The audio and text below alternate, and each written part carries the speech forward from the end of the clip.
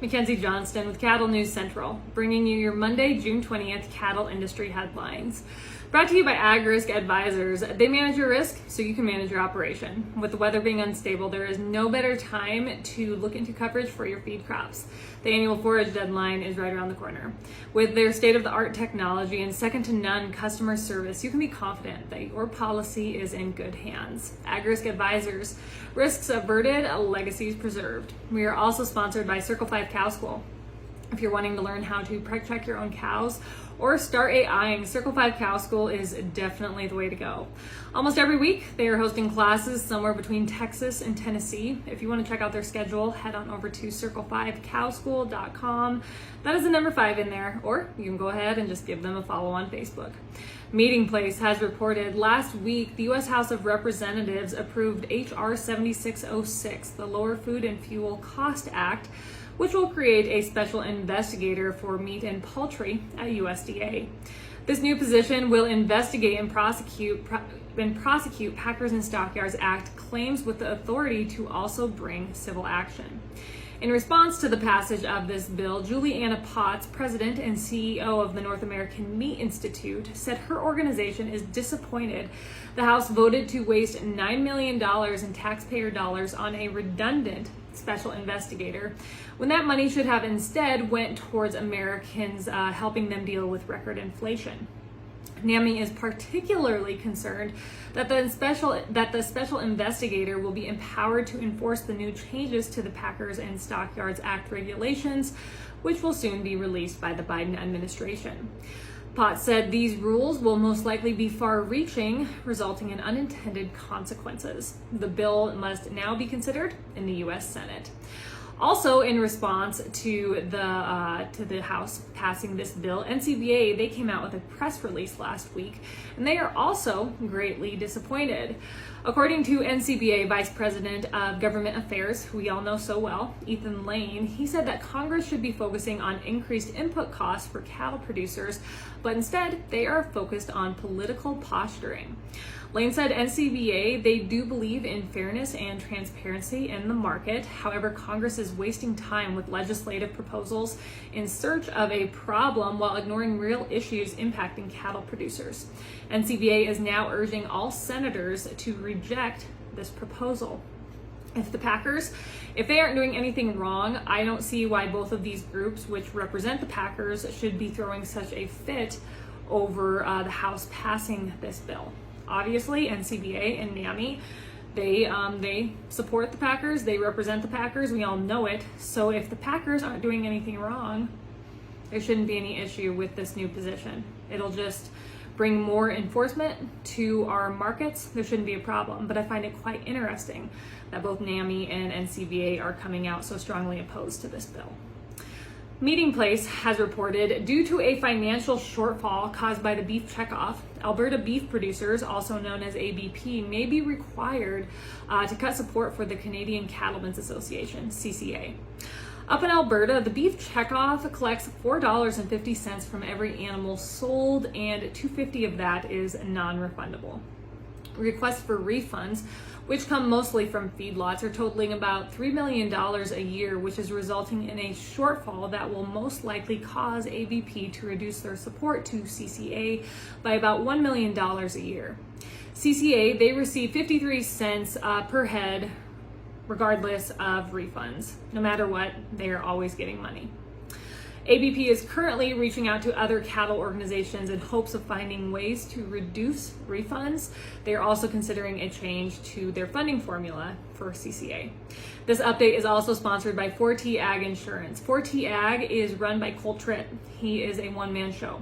He himself he ranches, so he understands all the risks that go along with the livestock industry. If your operation is not already enrolled in PRF insurance, now would be a great time to reach out to 4T Ag and get enrolled. And if you want to learn more about 4T Ag and check out everything they have to offer, head on over to 4tag.net. That is the number 4, TAG.net. Fox News recently published a phenomenal article focusing on the consolidation in our industry. I know some of these facts I'm about to read off to all you folks might seem a bit redundant, but I found it what could I say, encouraging that such a large media platform is talking about the issues in our industry. So according to the conservative media company, we're witnessing a textbook case of multinational corporations ripping off hardworking Americans when it comes to the beef industry. Hits the nail right on the head. We've all heard the statistic that the average cattle producer's share of the retail value of beef is 37 cents on the dollar. Just 7 years ago, back in 2015, producers, they were receiving more than 50 cents on the dollar. So we have lost quite a bit of ground just here in the last 7 years. But the consolidation in the meat industry, that's not just impacting us cattle producers. It also poses a legitimate threat to America's national security. Just look at the Black Swan events that have happened over the past few years. If this consolidation isn't addressed and resolved, Americans might someday find themselves relying on foreign-owned corporations to feed their families. And I think that day could come sooner than later if we do not address all the issues within our industry.